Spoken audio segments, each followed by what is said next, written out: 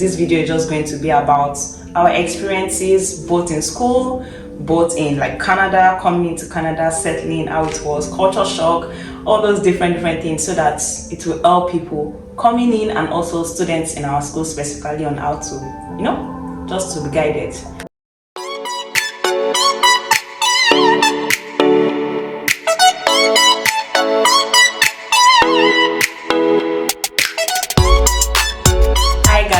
Welcome back to my YouTube channel. Welcome. I know it has been a long time, but yes, I am back. Let's just put it that way. So I'm just very happy, and I've missed everybody, I've missed everyone, I've missed all of you, your comments, everything.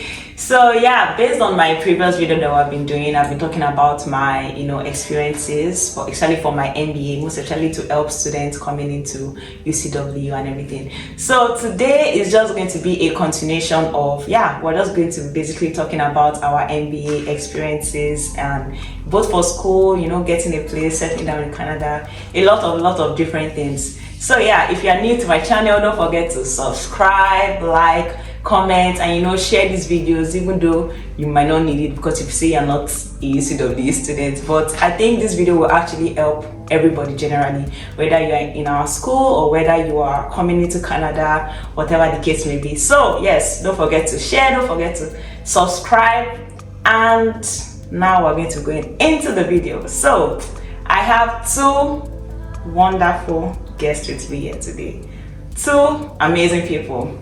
This fine girl, fine woman, and this amazing person is, he has been very helpful and everything. So I'm just going to leave them to introduce themselves. If you already know me, there's no need for me to do any introduction, but thank you, Lucy. Hello guys, my name is Simi Salah, but I'm fondly known as Simi, so you guys can call me Simi. My name is John. Tell us more now. Where are you? Where are you from? What do you do? What's your work? Let's say before coming to Canada, what were you doing? Now you're in Canada, what are you doing? Just brief. Okay. Basically, I'm a Nigerian from Abia State. I worked as a banker. I had 9 years experience in the banking industry. But today, the country has been so great, so we have to come over here to continue our studies. So I'm currently enrolled for my MBA, and then I'm in Canada. I'm also Nigerian from Ogun State, and before coming to Canada, I was working at the BUA Group, and I got into Canada 6 months ago. Roller coaster, don't worry guys, I'll tell you about it later. But I just recently started working at Technical Safety BC as a project support, and let's just see. You are a student. Before I forget, because I'm all about the money actually. But before I forget, I'm actually an MBA student at UCW too. Same with John, so yes, okay, so they have all introduced themselves. Simi is also a student, John is also a student, and I'm the graduate. Okay. So I came in last year, July, and let's say 1 year, 3 months, and I was already done with school. So let's just go straight into the question. So basically, like I introduced, this video is just going to be about our experiences both in school, both in Canada, coming into Canada, settling, how it was, culture shock, all those different things, so that it will help people coming in and also students in our school specifically on how to, just to be guided. They say in the counsels of the wise there's wisdom. So So I'm just going to start first by asking, who should I start from? They say ladies first. So, okay, right now. Ladies first. So Simi, how would you explain what was the push for you coming into Canada? Okay, so basically, Canada was not actually on my mind as at the time I moved. In fact, I used to say my moving was like a rush. It was like a tryout that just clicked. I didn't use any agent or anything. Just me and my brother were just trying to say, okay, let's just try and see if this thing works out. And then as God will have it, it worked out, it clicked, and I came into Canada in a rush, honestly, and it's really still telling on me. I'm just still trying to like, get my feet and just navigate the whole thing. It's really not easy. Yeah, it's not. Okay, so John, what would you say was your own push? Like, what made you decide to come to? Well, I would say Najapa. As in you say you're a banker. Yeah. You got plenty money in Nigeria. Of course, I was not doing badly as a banker, but when the purpose calls, you need to respond to the call. So it has always been my intention to train my children abroad. So when the issue of JAPA came up, I discussed with my wife and we agreed that I'll go and take up maybe an MBA studies, because the other route is very, very difficult. I remember that they stopped the express entry as a result of COVID. So the only option I had was just to come here as a student. So my coming here is not just about me, it's about my children and also about my family. So that's the push. Oh, family man. Yeah. So yeah, I think it's also like a very important thing. Like I've had people asking me, how can they come into Canada? What do they need to do? And honestly, like based on my experiences and different people, I think school is like the fastest option, because express entry, I've seen some people waiting almost 2-3 years and there's no response, there's nothing, or some people are actually getting it after 3 years. So I think school is actually like the fastest way to, get into Canada, get all your work permits, get all those things. Me now, it's my mother that forced me. It's my mother that forced me, because I don't know, it's very funny, and she used to just look at me those days, because I used to say no, I didn't want to come to Canada, like I wanted to stay in Nigeria and everything, but she just looked at me like, this girl is like, you don't understand what is going on. And honestly, I came here and I don't regret it. Like, I don't think I want to even come back to Nigeria at all. Like every time I think about it, I'm just always, grateful to God, grateful to my mother that she really pushed me to come and everything. So yeah. Now, what is going to be my next question? What has been your experiences since I started from you? I'll not start from you. Thank you. So, John, what were your experiences like when you came, settling down, trying to get a place, all those kind of things? How would you? Well, I'll need to be blunt. There's no need painting things here. When people hear about moving out from your comfort zone and then coming to another country, it sounds nice, and other people will paint it. It will look as if it's just bed of roses, just come and cruise. But man, it's not that way. I had both my positive challenges and my negative challenges. Let me just put it that way. So for me, in fact, my experience, the harsh or bad experience, started when I came into Canada. I landed at Montreal, and then there was too much people at the immigration. So when it got to my turn, I've already missed my flight, and my flight was the last flight coming from Montreal to Vancouver. So what they did was they told me to stay back in Montreal and then wait for the next flight the next day. And I had to sleep at the airport. Man, and this was my first time of being introduced to, in Nigeria we say the sun is very, very harsh. Man, I was introduced to a harsh cold, like the weather was mad, like I couldn't bear it. It was shocking. The cold, they enter my bone, like they enter bone. I wore everything, but the thing was still penetrating. It was mad for me. I couldn't bear it. I was just like, what the hell? In fact, I asked myself, why am I here? It got to that point where I was like, what brought me here? Why am I even here? Was it that I wasn't doing well in Nigeria? What's going on? But I thank God I passed through that stress, and then it has been from one experience to another. Finding accommodation wasn't easy for me. I had to rent an Airbnb, stayed there for a while. After that, I was able to get an accommodation.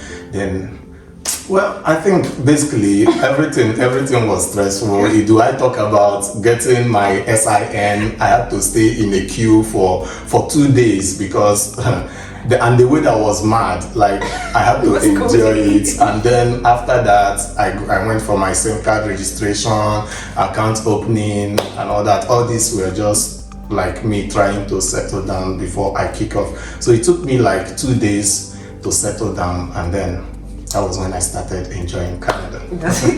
Yeah, I think one thing I've also learned is that in Canada, it's just one statement. They say Canada will humble you. Honestly. Canada will humble you. Like, just get ready. It doesn't matter from whatever. Where some people have like mad money that if you come here, you can like settle quickly. But if you're talking about a normal person in Nigeria, like middle class, you will still suffer. I don't know how to explain it, like you will suffer. So Simi, can you like tell us your own experiences? Yeah, so firstly, let me just say, when I count my blessings here in Canada, I count my brother, my immediate elder brother, because I don't know. Beans, I got you, honestly. Because when I landed, he stays in the States, so he had to like fly into Canada just so he can help me settle in. And even with the fact that I was with my brother, who like, had the idea of how these countries work now, it's just close by. It was still crazy. True. I'm not even going to lie. I know how many times I cried because we were looking for an apartment we couldn't see. We didn't even see any. The one we are seeing, they're asking for credit check. I mean, I'm saying I'm new here. I'm not even like 3 days. I've not spent 3 days in Canada. How do you expect me to have credit score? They ask for ridiculous things. You can go for viewing today and they tell you, okay, yeah, send in your information. They don't get back to you. It went basically on and on, and he was getting frustrated because he had to go back to work. I was getting frustrated because I wanted to settle in. It's a new country. I have school to go to. I don't even I'm going to navigate the all new country thing. So it was very overwhelming, honestly, and I cried most of the time. But as God will have it, one day, the accommodation thing just clicked, and he left almost the same day I got an apartment. I cried out, Jesus, no. Because in my head I'm like, what am I now supposed to do? Like, this place is new to me. What am I supposed to do? The experience is really crazy. It was there with me going for my SIN and the rest. That's why I say, when I count my blessings, actually counting, honestly. Because I would have done it, but it might not have been as easy for me as it was. Even though it wasn't easy, but you get what I mean? It was still easy too. So the whole experience is crazy, but I still do not know. Let me not lie, if it's worth it, but I'm enjoying the process, honestly. That's what I don't know if I have to say right now that it's worth it, because I'm not, making so much. So I still cannot say is this worth it, but honestly, I'm just grateful I'm the way I used to be. That's just it. Yeah, I don't know, but like in this Canada, I think it's good though. It's just good because even for me, I think it was okay when I came here. I came during COVID, and that was like around July thereabouts. So even my old traveling, I still had to stay in Toronto for like 3 days for the main quarantine, and then they now brought me to Vancouver to complete the whole process and everything. So I was at home, like I could not go out, and I had to leave that Airbnb after 14 days, and I could not go out. So imagine I had to look for houses without seeing the house, because I have to leave the house immediately after. So everything I was just checking online, asking them to send me pictures. And you people, let me give you this thing that happened to me. I was looking for a house, and then I messaged the person, and then he was asking me, they will ask you, where are you from? Give you a brief description about yourself and everything. And then I told the guy that I was from Nigeria and I'm just coming in as a student and everything. And then the next question this stupid guy will ask me is that, how will I be able to pay the rent? Okay, it's not really a stupid question, but it was the answer he gave me after. I said, yeah, like from my own, I know I don't have a job right now, but like, yeah, I brought money from home, so I'm going to pay. It was like from home, that Nigerians that he thought were poor, that I don't know what he has heard or what he has watched or whatever the case may be, but was like, you're from Nigeria, right? I said yes. Well, like, but I don't think you'll be able to afford the rent. Okay. And then I said, excuse me, sir, how do you think I came here? No, if I don't have money, will I even be in Canada in the first place? I said, do you know how much my school fees is? Like, it was so, I faced so many, like, stupid racism stuff online, everything. And I noticed something, like, why would some people not reply you? After I've given my introduction, it's definitely probably because of, where I'm from, or maybe because I'm a student, I don't know, whatever the case may be. But, like, honestly, there's people face, like, different challenges in this place, like different. Some people have it well, so even people that still have it well, it's still something that must still happen, but you will face different things. Like, everybody's story is not the same. Like, you're listening to three of us now, it's completely different things. So I got my place. Not even when I finally got the place, like, this one, honestly, I have to say it was God, because I just told the lady, please just take a picture of the room, let me just see how it is and everything. So she just took the picture, everything, she sent it to me. I was like, it's okay, anything I see, let me marry, at least I need to get out of this place. And at that time when I came, the rent for that place was like $625. So I never asked you guys how much the rent was. I will still come back to that. But like, my rent was $625. At that time it was still like big money in my head and everything, but I was just like, anyways, it was like the least I could have. I mean, it was what I could find, because honestly, let's say I've messaged up to 40 people. Imagine only one person finally giving you a response, talking to you and everything. Like, there was no other choice. I just had to accept it. I know the shocking part, I got to that house and apparently they're like, it was a 7-bedroom. Oh. Yeah, it was a 7-bedroom, but like 4 people were upstairs. They have their own kitchen, their own toilet and bathroom, and then me, I was in the basement, and we're 3. Apart from the fact that they were just 7. Okay, 7, that's including me. 6 of them, they were all guys. Wow. I was the only and then the lady did not inform me about all these things. I don't know, maybe she didn't just count it as a big deal or anything. She didn't even tell me anything about. She just told me, okay, it's a 7-bedroom, although my own, the bathroom, toilet is just 3 of us that will be sharing it and everything. So I was just like, okay. But then I got there, I realized, but then the people that were down with me, they were actually very, like, they were mature, neat men. They were not really dirty. They were not even dirty, actually. It was very, but those people upstairs, disaster. But let's get to but yeah, God. And when I got there was actually a Nigerian man that was also staying in the basement, and he was actually the one that helped me with literally everything. Like, he took me to the bank to open my bank account. He drove me to ICBC to go and do my BCID. He said my SIN, he actually told me I could just do it online, apply for it. Since I was not rushing anywhere. And it was that time school was online, so there was nowhere to go to bed. So he just told me I just applied online and waited for like 1 week or 2 weeks, and they sent me the card and whatever. He guided me. That's how I can put it. He literally told me everything I needed to do. Like, it was just good. That was like basically my own experience in finding a place and everything. So back to question I did not ask. How much was your rent when you, John? How much was your rent when you came? Okay. Yeah. When I actually came in, I rented Airbnb, just as I said. So it was very, very costly, but let me not go there. So let me just go to the first rent I paid. So where I stayed, I was paying 800.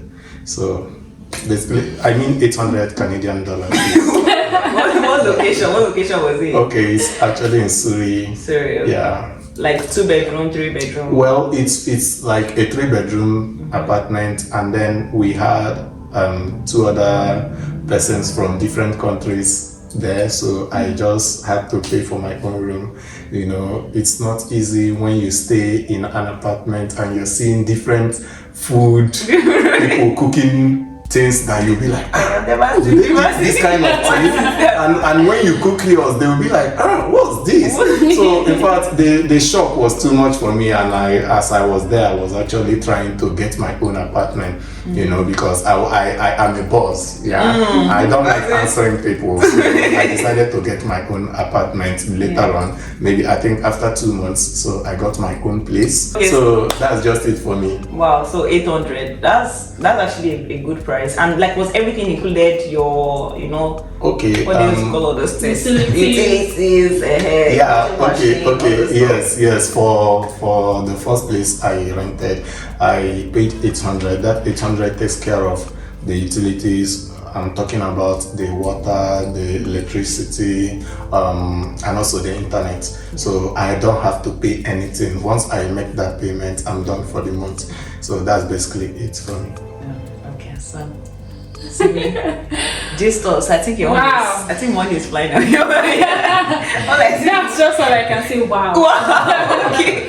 Because when I got this apartment and then I resumed school, and I started like hearing from my fellow, classmates how much they pay for rent. I'm like, okay, Simi, what's going on? What's going on?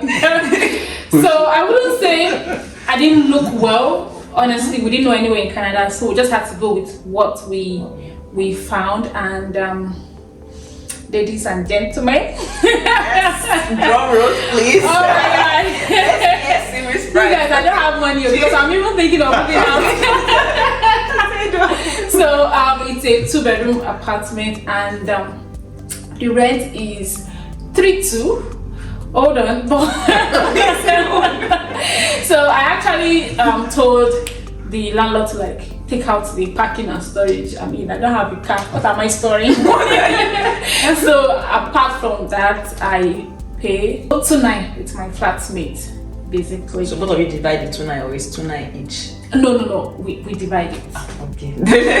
Yeah, and that's also because it's in Burnaby. Yeah, it's in houses in Burnaby, yeah. Surrey are actually like cheaper and everything. So Burnaby, and it's very understandable. Like some people don't know. Like they think, I've even seen some people that you are paying that same 1,000 and they don't have all the utilities, and they think, oh, it's good, it's manageable. I'm not sure. But they don't know. You don't ask about her utilities. Is it?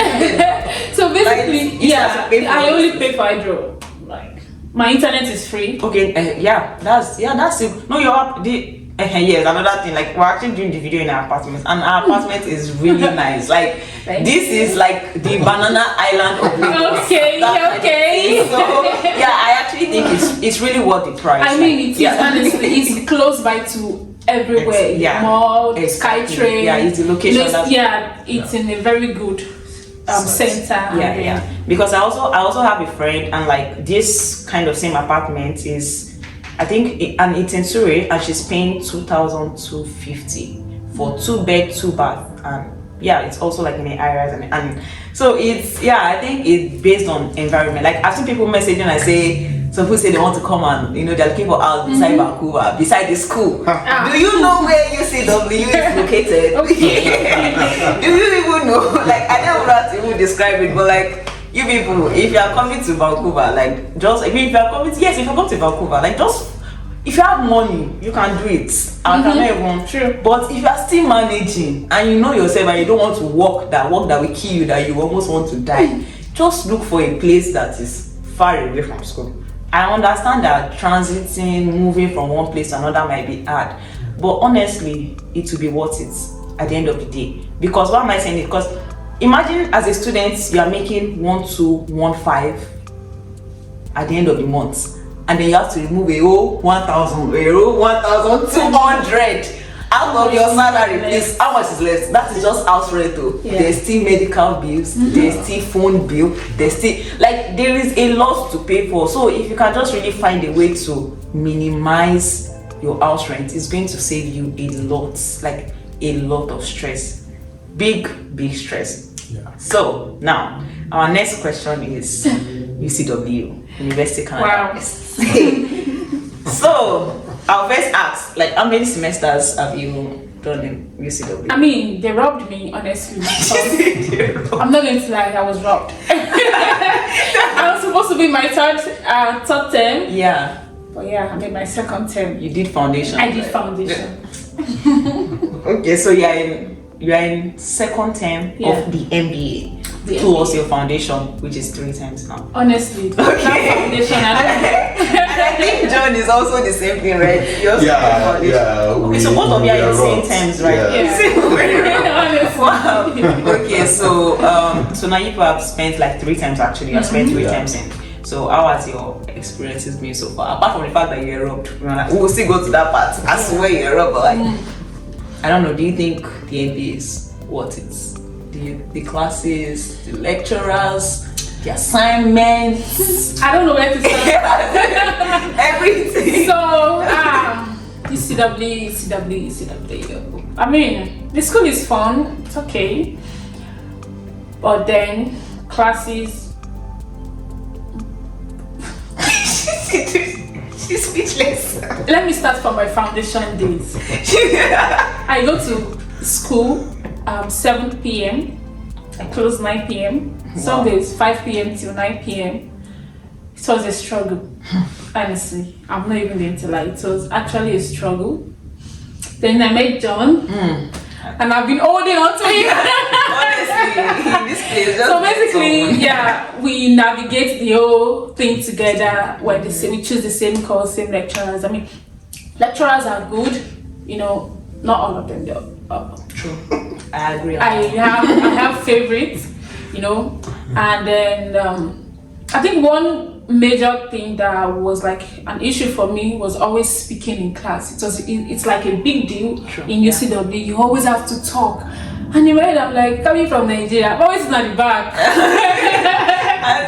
I mean, what do I want to say?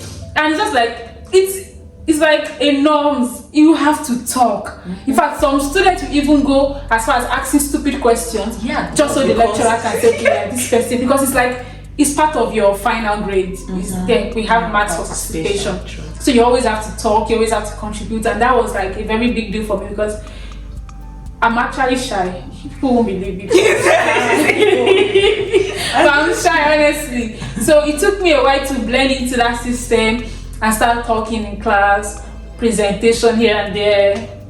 So I think I'm doing way better in that aspect. Although I still get nervous because it's like coming in front of white people and I'm like, what am I going to say? But it's not that bad. I really have some lovely classmates that I would even want to like take other courses with them again. They've been really helpful. I mean, if you are with the right people, you can navigate UCW so easily. Yeah.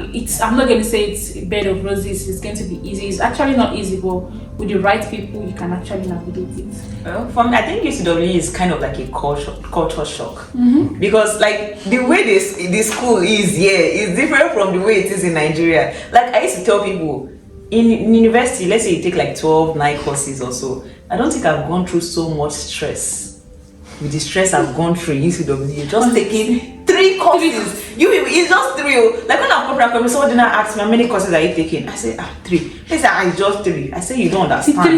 You don't honestly you don't understand. The 3 courses alone is just. And then I see somebody that was trying to say that the school registered me for only 3 courses, but I'm saying in tier 1 is meant to be 4 or something. I say, uncle, you should be happy. Some people actually take 4. Yes, some people take 4. I've seen some people take 4 and I actually wonder how they do it. But like with the deadlines that they give you. True. And that's minus. You still work, because as you're going to school, you still have to work to make money because how else will you pay your rent and everything? So, John, tell us your own experience. Well, actually, I watch a lot of movies, and from the movies, I always feel like going to school abroad is going to be very, very hectic for me. I in fact, before I left, I prayed. I prayed with my pastor, and the purpose of the prayer is God help me pass. I saw it as a big challenge, but when I came in here, I went to UCW. It's a cultural shock actually for me. I remember that the first time I met a lecturer, so young, you just see one young person like that, and they will be calling the person professor. I'll be like, professor? Where I'm coming from, before you are called a professor, there must be gray hair. You have to look like a professor. But these people here, they are very simple, young ladies, young guys, and they are addressed as professors, and they are actually professors. So when I came in, I met them, and one thing I love about the lecturers are they are very, very sweet. They are willing to help you. True. So just as Simi said, I realized that in Nigeria you need to do assignments to get grades, but here you need to talk to get grades. You can imagine us saying rubbish, you can just ask nonsense so that your voice will be heard, and that is I think the last time we met 100% in our almost all the courses. It's not really it's impossible for us to be in the class and the lecturer doesn't will not notice us. It's impossible. And then guys, one thing again I noticed is if you are from Nigeria, if you are a black, I want you to know that you are strong. The education you have is highly valued. You know, we think that the international guys, the Americans, the whites, they are more educated than us, but I am sorry to bust your bubble. They are not more educated than us. When you come to the class, when you talk about, I mean, I'm using my class as an example. When you talk about the people that are doing very well in my classes, you always refer to the Nigerians. You know, I mean, you refer to us because we are ready to work, we are willing, and we are dedicated in the course. So when the lecturers wants to even refer some information, they will always address us. I can remember there was one course we did that if someone is saying, like, if somebody is making a contribution, instead of the lecturer to say, thank you, Ekan, the lecturer will say, thank you, John. I will be like, I wasn't even the one that made the comment. Like we were participating so much that our names were just in their mouth, you know. So don't give up. Just know that you are a strong competitor here, and once you come in, you will dust off all these people. If you look at our results, in fact, when you call maybe the first 3 or the first 5 in all the classes, you must call me, you must call Simi, you must call, in fact, our team, we are just always at the top. Honestly, so don't give up. And before, let me just quickly say something, because I didn't have any accounting experience from school. My bachelor's, I did it in international relations. So when I was coming to Canada and I was like, MBA, in my head, I'm like, hey, I was saying, me, are you sure? What was happening? Yeah. I didn't know, in fact, I didn't think I could do it, honestly, because my first class was like quantitative analysis. In my head, I'm like, okay, it has finished. Because I never liked mathematics, accounting, economics. I didn't do those things. So I'm like, what am I supposed to do? I remember, I got depressed at the time because in my head, I'm like, I don't even know how to navigate this old school thing. I hadn't met John that time, so it was just me. And I'm just grateful. I mean, allow me to be proud. Have you seen my results? Wonderful. See, so are you guys saying that the school robbed the people? Like, I know. God also orchestrated it. Yes, I know. And with the right people on the right people, you will just navigate your way. And it's not only in UCW, in any international school you find yourself, just make sure. And it doesn't necessarily mean you have to be with Nigerians. I think that's the mistake that we make. I'm thinking, okay, because I'm in an international school, I have to be with Nigerians. Actually, no. But for me, I prefer to be with my brother, actually, sorry. But we have like a study group where we have an Indian guy. It's not really Indian, it's from Pakistan, yes, nation. And we even have one from Ivory Coast now. Yeah. So it's not, don't limit yourself to just your kinsmen rather, like your. And it was almost the same question I was going to ask right now, like, you know, networking, like. How would you guys it's true. You have to. Before I met John, I was closer to some guys from Mexico, Hosea, Sandra. I love them so much. Jessica, she's from. I think Jessica Brazil. is from Brazil. Yes. In fact, Mohammed. Yes. I mean, I didn't have any Nigerian friends when I was until John came in for foundations. And I mean, just don't limit yourself. That's just what I'm going to say, because you never can tell where your information is going to come from. Don't limit yourself, but be also sure to make sure that you're comfortable with whosoever it is you're, like, you know, interacting with, communicating with, because that's like the most important thing. You have to be comfortable with people around you before you can even get information from them, share ideas and the rest of the thing. I think it's just what I'm gonna say. For me, I don't know, maybe because of during the time I came, like all our class, like my first 2 terms, I think we had the classes online, so everybody is just on camera. I never really met anyone like that and all those things. But along the line, I actually kind of realized that it's actually very important to, you know, network, meet people, talk to people. Like, you never can know where you're going to meet any of them. You never can know how any of them. It's never about whether they are going to help you or not, but it's just good to get yourself known. Let people know you. Try to know other people and all those kind of stuff. And then, I think, is networking is like, I don't know how else to explain it. Just get to meet people. And there was something else I'm going to say. Nigerians, like, there's just something about us I've noticed.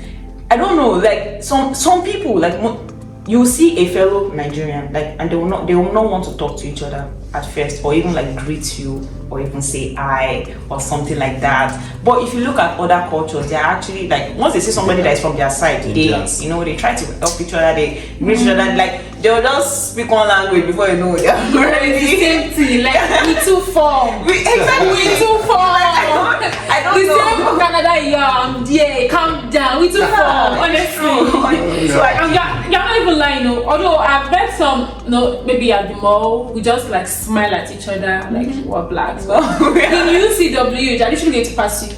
And I'm like, okay, calm down. What's it for me for? What's it for me for? True. Yeah, John, will you tell us? Like, Okay, for my networking, I think networking have really brought me far. One thing about me is like I am an extrovert. Like I like associating with people. I like talking to people. I am not just that quiet person. I like talking and having interactions with people always and every time. So it has really got me this far. I remember that when I came into Canada, I needed a work to do. So the work I was just doing was like a minimum wage work, kind of $15 per hour and all that. So we went for one summer outing like that.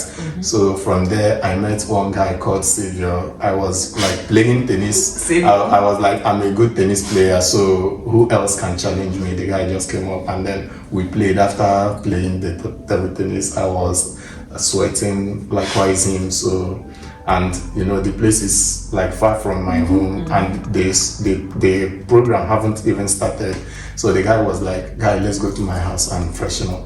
So I went with him. That was my first time of meeting him. We went to his house, we freshened up, we started talking. In fact, the whole thing is now a history. When you talk about me in Canada, he is my best friend. He worked with a firm. So on the course of our discussion, he asked me what I am doing. I told him what I am doing. He was like, what? You're making $15 for 20 hours in Canada, and you feel you can survive as a student? Damn, no, come, let me help you. I came to him, we booked an appointment, I came with my system, he tweaked my CV. There are a lot of things we don't know. Some of them, is it simulation of CV? I don't know. There's this thing they call it, and then when you tweak your CV, you'll be noticed. Even if you apply, I think in LinkedIn, somebody can easily see you. So the guy tweaked my CV, and before you know it, I think the next day I started getting calls. And I am very proud to say that the work I'm doing right now, he was the one that introduced me to the work, and I am earning my living. I am very comfortable with the work and all that. So the question is, what if I didn't talk to him? What if I didn't play that table tennis with him? What if I was just alone where I was that day? I wouldn't pressing for it. I wouldn't be where I am today. Okay, networking. Simi is my very good friend. Simi is like a sister to me. Like, if not that I can talk, we wouldn't be here today. Dancing too.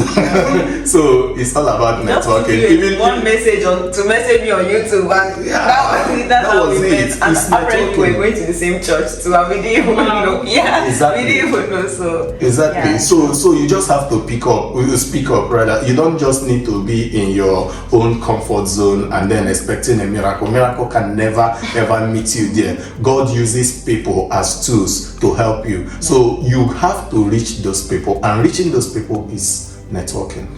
Thank you.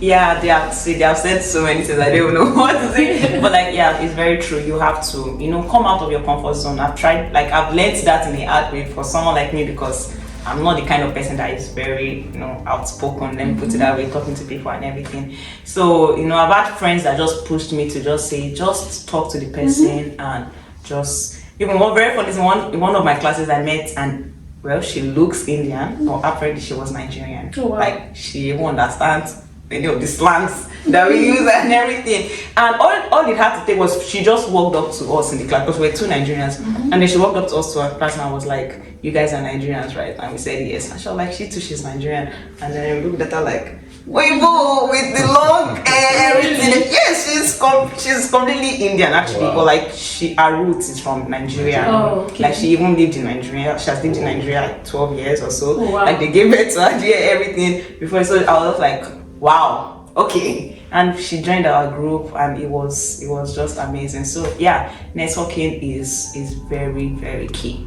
So, to our last question of the day, so that, because I don't know how many minutes we have spent on this, but anyway, so our last question for the day, I know you will probably have plenty things, but just mention one, let's say two major, like your culture shock, like things that shocked you, that when you came to Canada, like, really, is this how they do things here, all those kind of things, like, try to think of it, two culture shocks.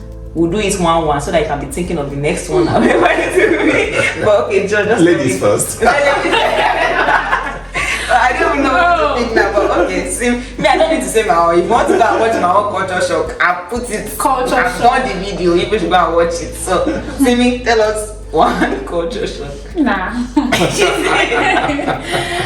Because as it is now, I didn't know what to say.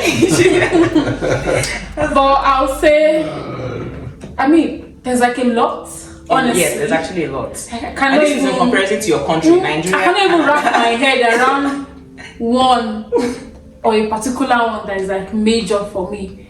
But I think one that I experienced that is really good is that when I'm crossing the road. True. I mean, I can literally just cross, and the cars are stopping. I'm like, okay, in Lagos, Queen of the South. in Lagos. So you just, I will cross your leg. I've crushed you finish the person. Like, sorry, I know I watch movies, but I experienced it live. Like, I can actually catwalk on the road. Though. Man, I'm like, wait. They were actually waiting. When my friend came in newly, because I spent like, this is my 6 months. She just came in newly and we wanted to cross, and she was like really scared to go, and I'm like, move, catwalk, now wait. And then they will stop for you. See me? Are you serious? Okay. You're So the queen. it's not major, Yeah. but I enjoyed it because we don't have that in Nigeria. True. I love my country, but no. You leave the hospital before you realize.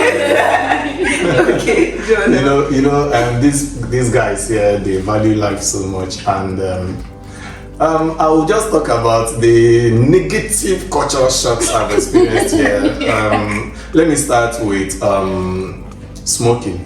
Yeah. In Nigeria, if you want to smoke Igbo, you have to hide.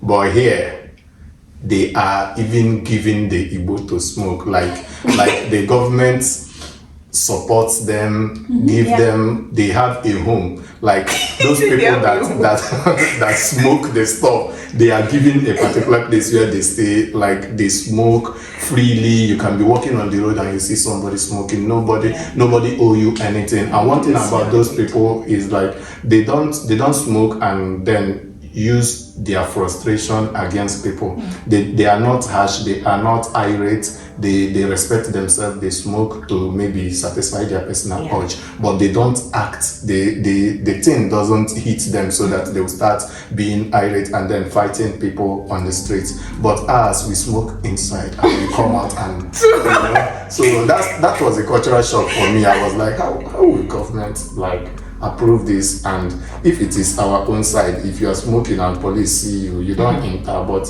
police, they pass there, they smoke in front of police, nobody they talk. That's a cultural shock for me. Yeah, my own, I will say it. Go back and watch my video. I put it there, like 10 different, so that you will be like, we're telling you this is so that you'll be ready. You will not come as a new person and you want to cross road, you will now wait. Cars will wait for you, now be wait, go. No, the road is for you. Move, walk as long as you are walking. Yes, go. Don't come and be doing like Gen Z on the road. So, our second and last culture shock. The second one, this one shocked me. It shocked me to my bone marrow. Because when you are celebrating birthdays in Nigeria, you really want to invite everybody out, bills on you. Here, I don't know if it's like that in other countries, but here in Canada, I'm staying. The first birthday outing I attended was a dinner. You know, my friend already told me, Simi, should we go? I'm going to pay for dinner. And you know that I invited you to come for your birthday. Why am I paying for my food? So apparently here in Canada, when they invite you, for instance, if I'm celebrating my birthday and I invite my friend to a particular restaurant, they're expected to cater for themselves. And people do it with so much joy. And they'll still bring gifts for you. Because if it's me, you don't give me food, I'll give you gifts. How is it going to work? So here in Canada, it's like a normal thing. Yeah. It was a shock for me. I didn't know. So my friends were like, so even if you don't do your birthday, just tell people, give them the time and the restaurant. They'll be there to honor you. They'll pay for the food. Even if you go to the club, and then even if you go on like a lunch date with your friends, in fact, the waitress or the waiter, whoever serves you, knows that they have to bring your bill separately. Yeah, no. True. About someone told me that experience too. Like, hello. At least someone even told you before you went. This one you don't know.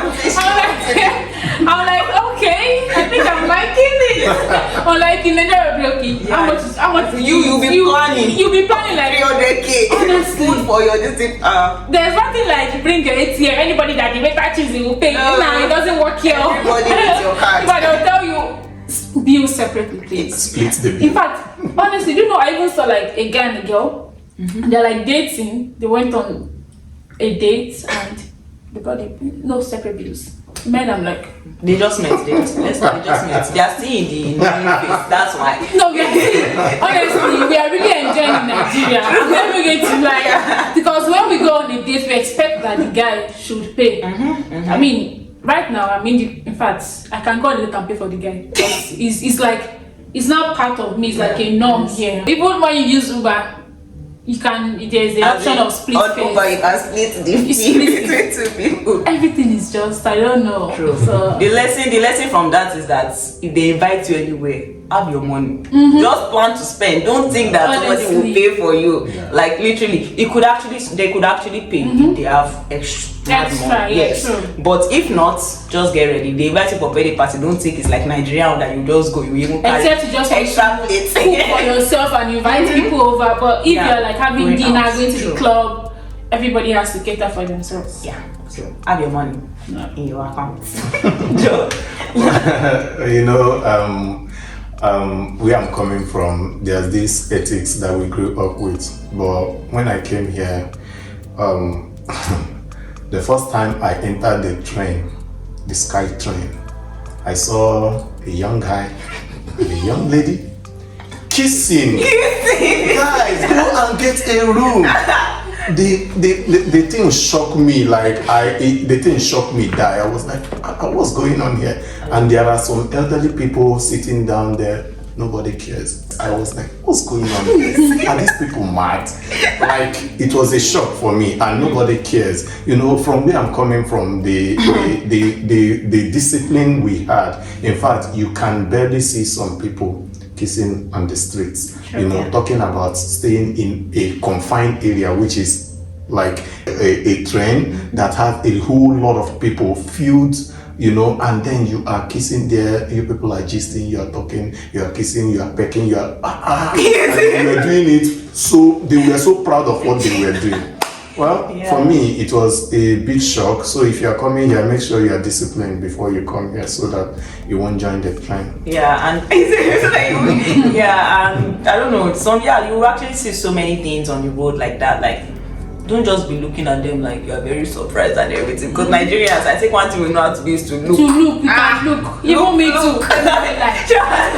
We can. But you know, just use style. I know you want, because it's still shocking you want to look, but just use true. Because the other day, it might be rude. I went to the mall and I saw this lady looking like, I don't know if it's Barbie, Cinderella, Snow White all together. And she has this funny dressing, pink everywhere, hair dyed pink. She was looking really funny. And I had to stop. What's going on? What's happening? True. What was happening? But you know, it was like a normal thing. People were just going about their business. Nobody Cares. Like I just if you looked and I had to look. Let me not like. I still look. I had to wait as and in look. Nigerian, you can't It did not allow me. Yeah. And then just look like you said. It's time. Look. Just it's time, and move on. Yeah, I forgot. Have you been in a bus and then you come down and then you say, "Thank you, thank you, Yeah. thank you, thank you." I learned how to say thank you. It's okay. They are thanking somebody for spending your money. They are never that they're saying. Everybody's You always thanking say the bus thank you. driver for Thank saying you. thank you. After And leaving they the bus. really appreciate you tipping them here. You know, oh my god. Wow. You have to Extra tip here. money. You have to. Yeah. It's like if you don't tip, they look at you like you're wicked. Yeah. So it's like a way of appreciating their services to you. So even if it's $1, you just have to tip. Yeah. And for me, I think one final thing I would love to say is that, like, you people, everybody, Nigeria, it doesn't even matter if you're in Ghana, whatever, like African country, if somebody is sending you money from abroad, they have done you well.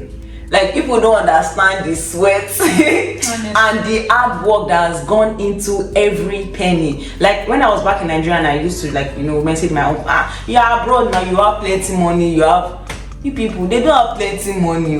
Like, I don't know, like, they don't have, but like, the way the life is here is very comfortable. You can get anything you want, but honestly, a very rich person in Nigeria might actually have more money than somebody here, because every money goes back to the economy. It goes back to the government, everything. Imagine so the little having to that pay they're up your mortgage, Yeah, so many utilities, things. house rent, children's.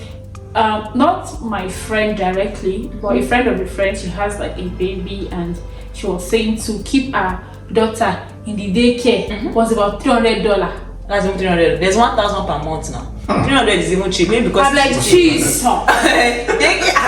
they get money. That one is a different. One even say $80 per hour. I said, jeez. Yeah. People, yeah. That's You know, she had to drop out of ECW for like a term so she can just get her grant, because imagine you take your classes in one day and you're in school for like 8 hours and you're paying $80 per. It's very true. Okay. There's honestly there's a lot of things that are going to shock you when you come here. You just you need to meet people. That's because you need to get advice from people. You need to understand. Don't just think you can do it on your own, or this kind of thing that you say that my village people, you don't want to inform anybody that you are traveling, you don't want to inform anybody that you have come to Canada or whatever the case. Try to meet people, watch videos, go on YouTube. Like, equip yourself, because honestly at a point it will be very annoying if you end up regretting, like, because you like see the money I've wasted. Like, there's a lot you could have done with your money. So the major point is meet people, network, get to know a lot of things. Like, don't just come here, some people just pay agents, give me my school, do everything. You to just the travel, you have entered Canada, you do not do any research of your own. Which province are you going to? You enter Manitoba, you enter New Brunswick, you now come and start crying that it's entry -40. all those kind of things. So just do your research. Don't just, even though you use agents, just try to know what you are coming into. Watch different videos, watch different people and everything. So yeah, we have come to the end of this wonderful video, and I really hope it was very, how should I put it? What's the English? Informative. Yes, I hope you really learned a lot. And just let me know if you want any other information. I can beg my beautiful people, we can come back again and do another video talking about what exactly you want us to talk about. Maybe specific to UCW, specific to accommodation, specific to settling down, or specific to getting a good job. Like, although we don't see how much is anymore, I'm sure it's making plenty money. How you can get a good job even while being a student. Don't just think that every student job you just have to be doing the 15 minimum wage. No. Nigerians, we came with so much experience from Nigeria. Don't come out waste it on menial jobs and everything. Although those jobs, they will still help you when you actually come just trying to settle down, but you are made for more. That's just the point. You can do more with everything that you have. So yeah, thank you guys. Don't forget to subscribe again. Don't forget to like. And let me thank Simi, and me thank John. Just tell them thank you, and just let us know if you want any other information. Thank you guys. I love you, and there is nothing you can do about it. Bye.